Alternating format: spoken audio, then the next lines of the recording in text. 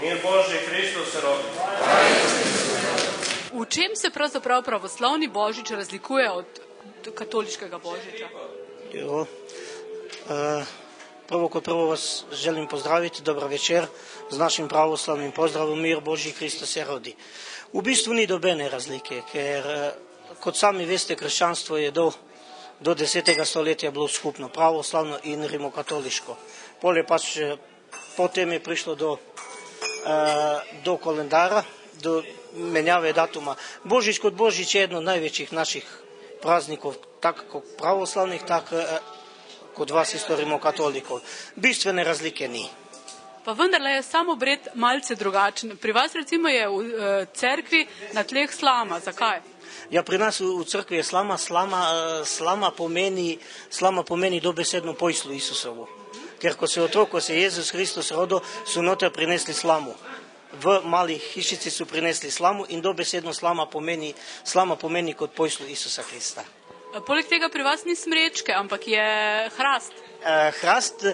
Hrast je božično drvo. Božično drvo pri nas pa pomeni, ko se Jezus rodil, ko so prišli noter v hišici, pastiri, ko so zakurili ogenj, so sa takšnim drvetom zakurili ogenj in to drvo je božično drvo.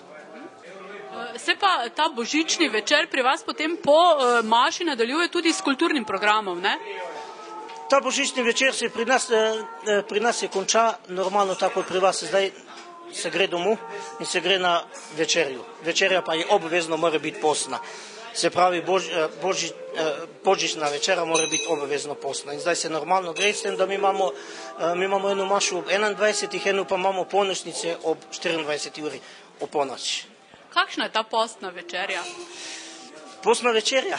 Veste, kaj je kako bi vam rekel, postna večerja je normalno, riba je postna, ker božični post je veliki 40 dni.